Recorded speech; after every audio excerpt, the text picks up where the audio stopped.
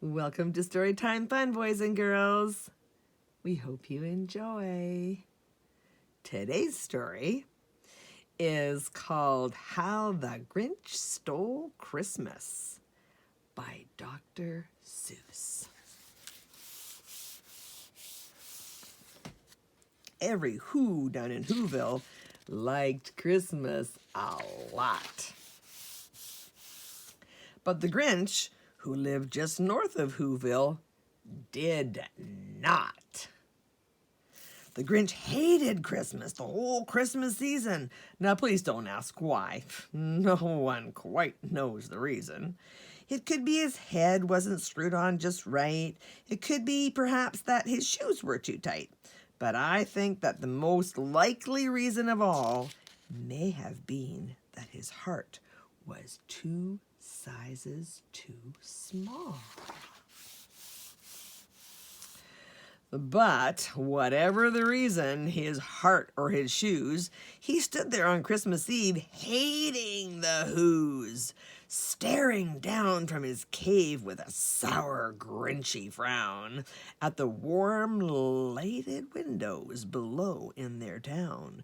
For he knew every Who down in Whoville beneath was busy now hanging a mistletoe wreath. And they're hanging their stockings, he snarled with a sneer. Tomorrow is Christmas. It's practically here. Then he growled with his Grinch fingers nervously drumming. I must find some way to stop Christmas from coming. For tomorrow, he knew all the Who girls and boys would wake bright and early. They'd rush for their toys. And then, the noise. Noise. That's one thing he hated. The noise.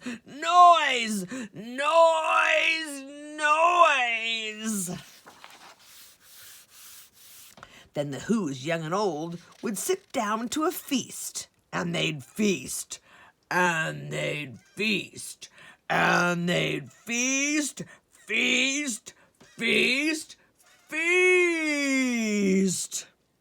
They would feast on Who pudding and rare Who roast beast, which was something the Grinch couldn't stand in the least. Ugh. And then they'd do something he liked least of all.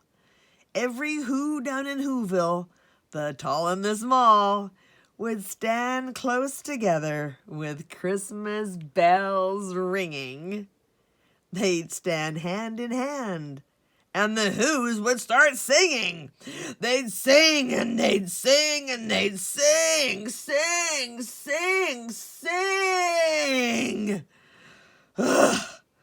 And the more the Grinch thought of this Who Christmas singing, the more the Grinch thought, I must stop this whole thing. Why, for 53 years I put up with it now. I must stop this Christmas from coming. But how? Then he got an idea. An awful idea. The Grinch got a wonderful, awful idea. I know just what to do, the Grinch laughed in his throat. And he made a quick Santa Claus hat and a coat.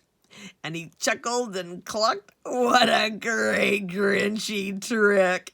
With this coat and this hat, I look just like Saint Nick. All I need is a reindeer.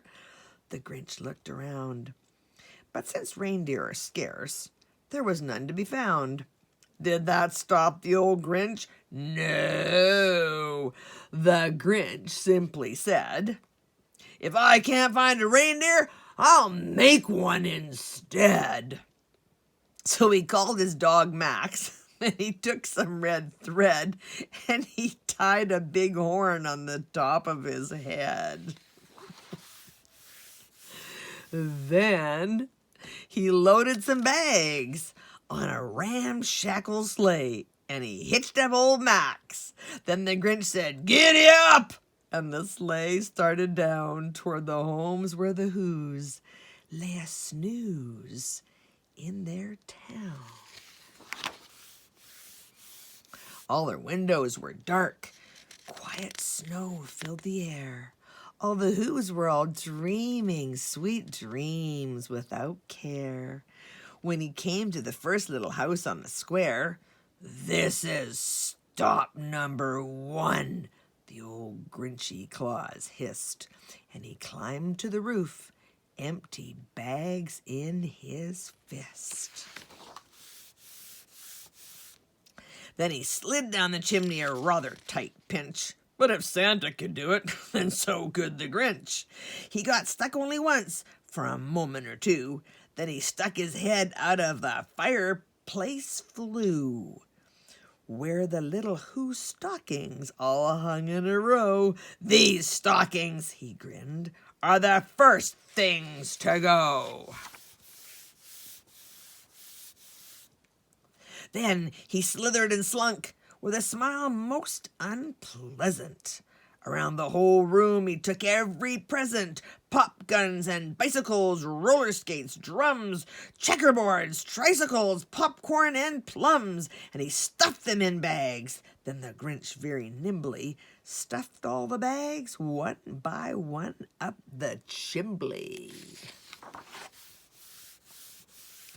Then he slunk to the icebox, he took the Who's feast. He took the Who pudding, he took the roast beast. He cleaned out that icebox as quick as a flash. Why, that Grinch even took their last can of Who hash. Then he stuffed all the food up the chimney with glee. "And now," grinned the Grinch, "I will stuff up the tree." And the Grinch grabbed the tree, and he started to shove, when he heard a small sound like the coo of a dove. He turned around fast, and he saw a small Who, little Cindy Lou Who was not more than 2. The Grinch had been caught by this little tiny Who daughter, who'd got out of bed for a cup of cold water. She stared at the Grinch and said, "Santa Claus, why are you taking our Christmas tree? Why?"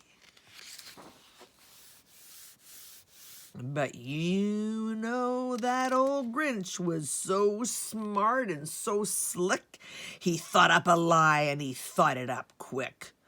"Why, my sweet little tot," the fake Santa Claus lied, "there's a light on this tree that won't light on one side. So I'm taking it home to my workshop, my dear.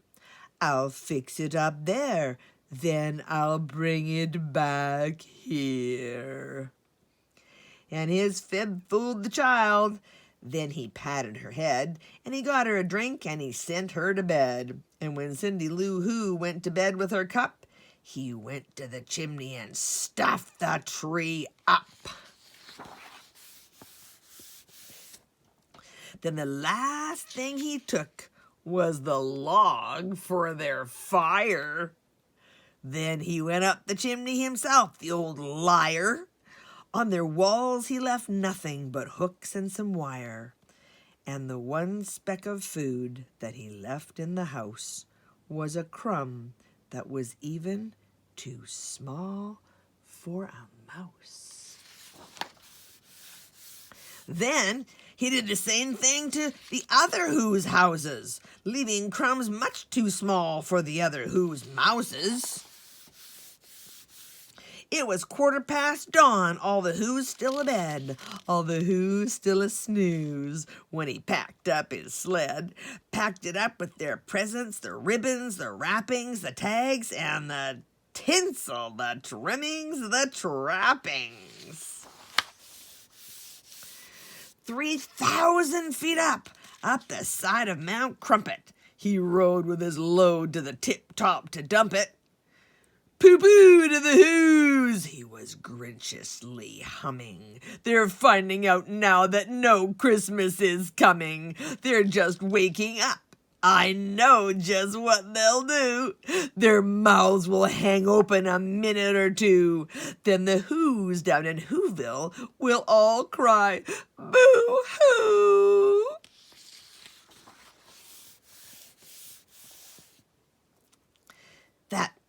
That's a noise. Grinned the Grinch. That I simply must hear. He paused, and the Grinch put his hand to his ear, and he did hear a sound rising over the snow. It started in low, then it started to grow. But the sound wasn't sad. Why, this sound sounded merry. It couldn't be so, but it was merry, very. He stared down at Whoville. The Grinch popped his eyes. Then he shook. What he saw was a shocking surprise. Every Who down in Whoville, the tall and the small, was singing without any presents at all. He hadn't stopped Christmas from coming. It came. Somehow or other, it came just the same. And the Grinch, with his Grinch feet ice cold in the snow, stood puzzling and puzzling. How could it be so?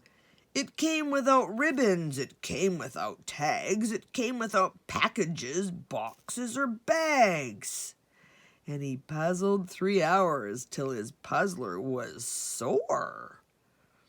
Then the Grinch thought of something he hadn't before. Maybe Christmas, he thought, doesn't come from a store. Maybe Christmas, perhaps, means a little bit more.